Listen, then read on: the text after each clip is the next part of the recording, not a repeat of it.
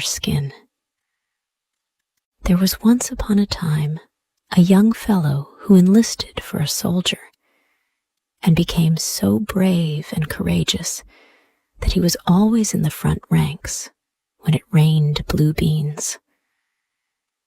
As long as the war lasted, all went well. But when peace was concluded, he received his discharge, and the captain told him he might go where he liked.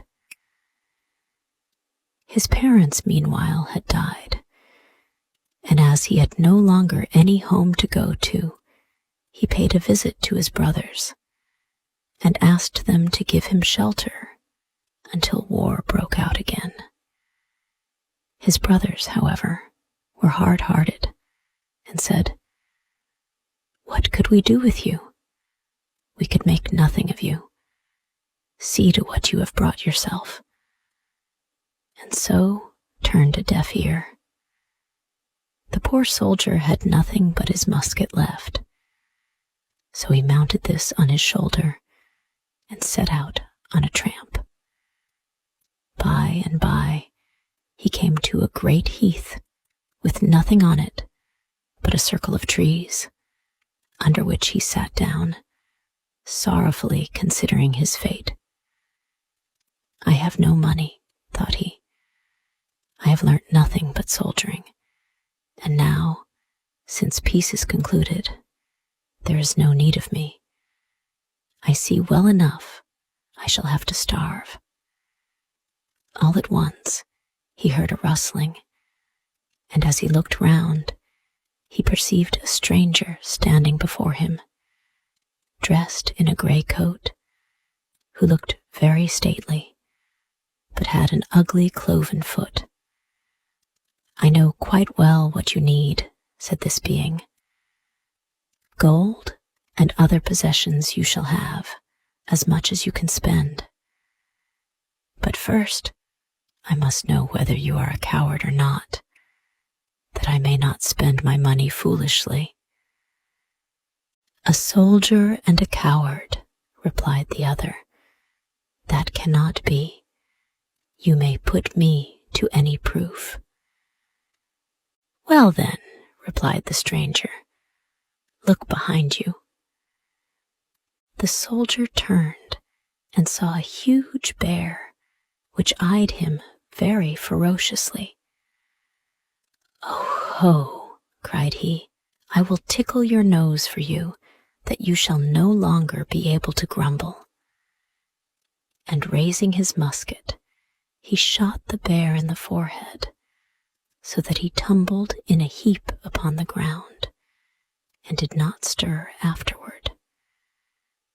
Thereupon the stranger said, "I see quite well that you are not wanting in courage, but there is yet one condition which you must fulfill. If it does not interfere with my future happiness," said the soldier, who had remarked who it was that addressed him.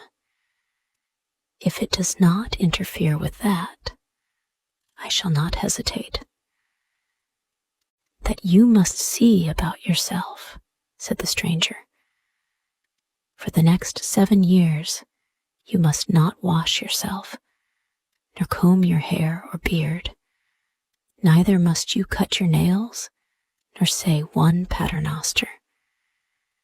Then I will give you this coat and mantle, which you must wear during these 7 years. And if you die within that time, you are mine. But if you live, you are rich and free all your life long." The soldier reflected for a while on his great necessities, and remembering how often he had braved death, he at length consented, and ventured to accept the offer. Thereupon the evil one pulled off the grey coat, handed it to the soldier, and said, "If you at any time search in the pockets of your coat when you have it on, you will always find your hand full of money. Then also, he pulled off the skin of the bear and said, "That shall be your cloak and your bed. You must sleep on it, and not dare to lie in any other bed, and on this account you shall be called Bearskin." Immediately, the evil one disappeared. The soldier now put on the coat and dipped his hands into the pockets to assure himself of the reality of the transaction. Then he hung the bearskin around himself and went about the world chuckling at his good luck and buying whatever suited his fancy, which money could purchase. For the first year his appearance was not very remarkable, but in the second he began to look quite a monster. His hair covered almost all his face. His beard appeared like a piece of dirty cloth. His nails were claws, and his countenance was so covered with dirt that one might have grown cresses upon it if one had sown seed. Whoever looked at him ran away. But because he gave the poor in every place gold coin, they prayed that he might not die during the 7 years. And because he paid liberally everywhere, he found a night's lodging without difficulty. In the 4th year, he came to an inn where the landlord would not take him in, and refused even to give him a place in his stables, lest the horses should be frightened and become restive. However, when Bearskin put his hand into his pocket and drew it out full of gold ducats, the landlord yielded the point and gave him a place in the outbuildings, but not till he had promised that he would not show himself, for fear the inn should gain a bad name. While Bearskin sat by himself in the evening, wishing from his heart that the 7 years were over, he heard in the corner a loud groan. Now the old soldier had a compassionate heart, so he opened the door and saw an old man weeping violently and wringing his hands. Bearskin stepped nearer, but the old man jumped up and tried to escape. But when he recognized a human voice, he let himself be persuaded, and by kind words and soothings on the part of the old soldier, he at length disclosed the cause of his distress. His property had dwindled away by degrees, and he and his daughters would have to starve, for he was so poor that he had not the money to pay the host, and would therefore be put into prison. "If you have no care except that," replied Bearskin, "I have money enough." And causing the landlord to be called, he paid him, and put a purse full of gold besides into the pocket of the old man. The latter, when he saw himself released from his troubles, knew not how to be sufficiently grateful, and said to the soldier, "Come with me. My daughters are all wonders of beauty, so choose one of them for a wife. When they hear what you have done for me, they will not refuse you. You appear certainly an uncommon man, but they will soon put you to rights." This speech pleased Bearskin, and he went with the old man.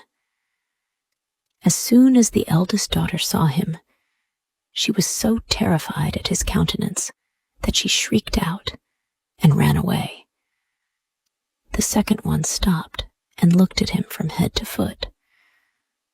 But at last she said, "How can I take a husband who has not a bit of a human countenance?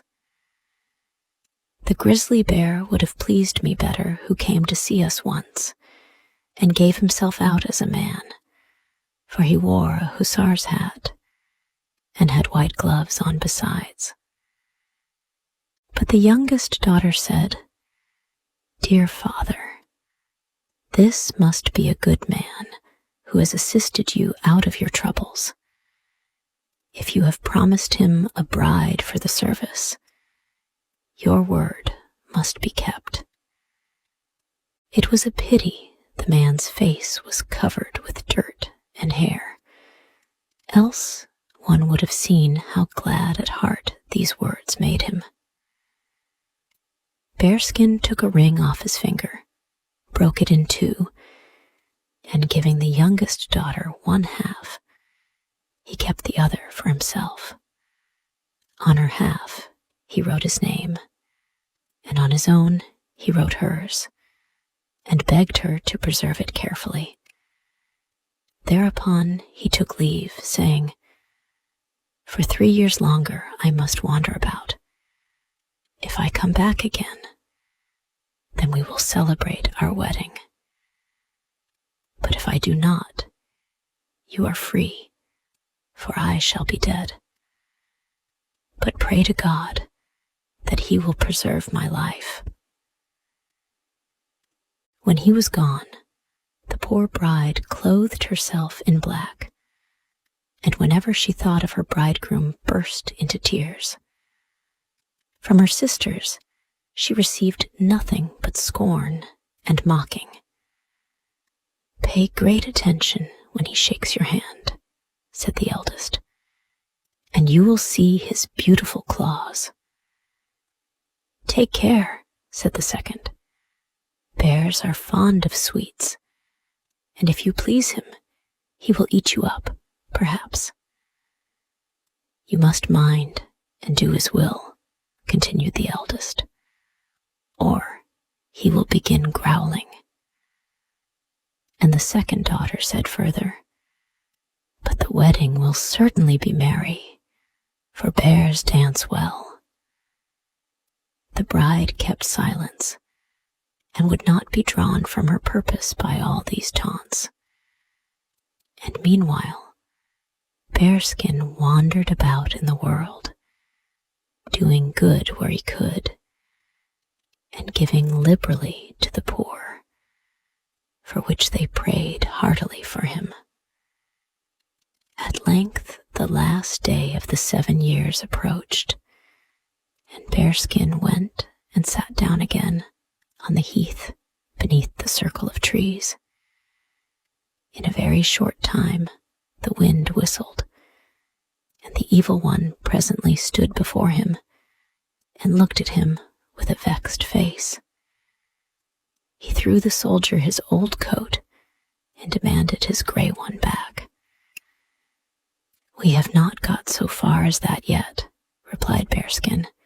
"You must clean me first." Then the evil one had, whether he liked it or no, to fetch water, wash the old soldier, comb his hair out, and cut his nails. This done, he appeared again like a brave warrior, and indeed was much handsomer than before. As soon as the evil one had disappeared, Bearskin became quite light-hearted, and going into the nearest town, he bought a fine velvet coat and hired a carriage drawn by 4 white horses, in which he was driven to the house of his bride. Nobody knew him. The father took him for some celebrated general and led him into the room where his daughters were. He was compelled to sit down between the 2 eldest, and they offered him wine and heaped his plate with the choicest morsels, for they thought they had never seen anyone so handsome before. But the bride sat opposite to him dressed in black, neither opening her eyes nor speaking a word. At length, the soldier asked the father if he would give him one of his daughters to wife.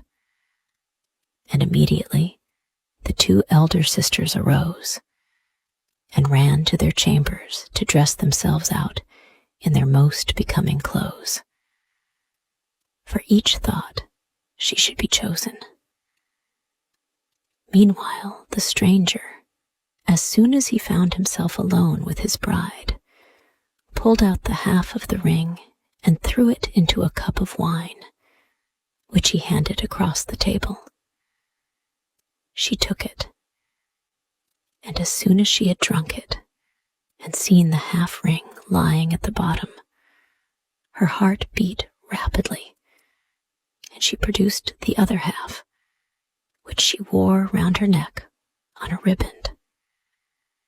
She held them together, and they joined each other exactly.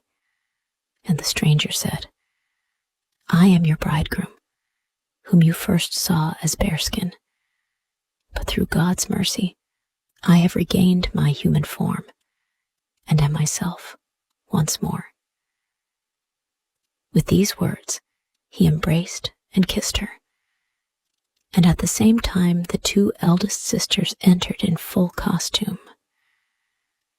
As soon as they saw that the very handsome man had fallen to the share of their youngest sister, and heard that he was the same as Bearskin, they ran out of the house full of rage and jealousy.